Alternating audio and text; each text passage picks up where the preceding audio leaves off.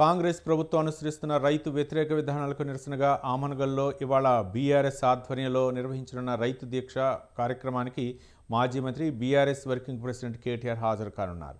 కార్యక్రమానికి అనుమతి కోరగా మొదట పోలీసులు నిరాకరించారు. దీంతో బీఆర్ఎస్ నాయకులు హైకోర్టును ఆశ్రయించగా కోర్టు గ్రీన్ సిగ్నల్ ఇచ్చింది.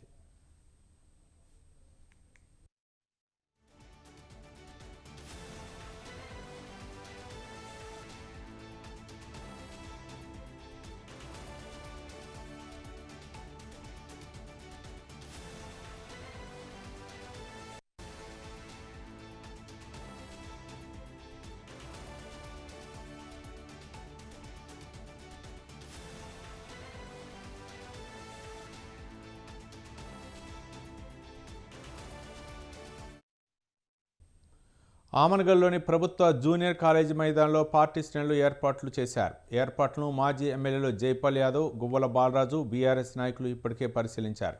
ఇక దీనిపై మరింత సమాచారం మా కరస్పాండెంట్ సబీన్ ఫోన్ లైన్లో అందించడానికి సిద్ధంగా ఉన్నారు. సబీన్, బీఆర్ఎస్ పార్టీ ఈ రోజు కల్వకుర్తి నియోజకవర్గం ఆమన్గల్ మండల కేంద్రంలో రైతు దీక్ష కార్యక్రమాన్ని నిర్వహించబోతోంది. ఈ కార్యక్రమానికి ముఖ్య అతిథిగా BRS party working president KTR తో పాటు ఉమ్మడి మహబూబ్నగర్ జిల్లాకు సంబంధించిన మాజీ మంత్రులు, మాజీ ఎమ్మెల్యేలు, మాజీ ఎమ్మెల్సీలతో పాటు ప్రస్తుత ఎమ్మెల్యేలు, ఎమ్మెల్సీలు హాజరు కాబోతున్నారు. ఇప్పటికే షాబాద్, అదేవిధంగా కొడంగల్ నియోజకవర్గంలోని కోసి, నల్గొండ జిల్లా కేంద్రాల్లో బీఆర్ఎస్ పార్టీ రైతు నిరసన దీక్ష కార్యక్రమాలను నిర్వహించింది. ముఖ్యంగా కాంగ్రెస్ పార్టీ అధికారంలోకి వచ్చిన తర్వాత 2 లక్షల రూపాయల సంపూర్ణ రుణమాఫీ చేస్తామంటూ రుణమాఫీ కొంతమందికి మాత్రమే చేశారు. 40,000 కోట్ల రుణమాఫీ చేస్తామని కేవలం 20,000 కోట్లు మాత్రమే చేశారని చెప్తోంది. అదేవిధంగా రైతు భరోసా కింద 15,000 రూపాయలు ఇస్తామని చెప్పి 12,000 రూపాయలు ఇస్తామని చెప్పారు. ఇప్పటి వరకు పూర్తిగా రైతు భరోసా రైతుల ఖాతాల్లో పడలేదు. ముఖ్యంగా రైతులు ఆత్మహత్యలు చేసుకుంటున్నారు. కాంగ్రెస్ పార్టీ అధికారంలోకి వచ్చిన తర్వాత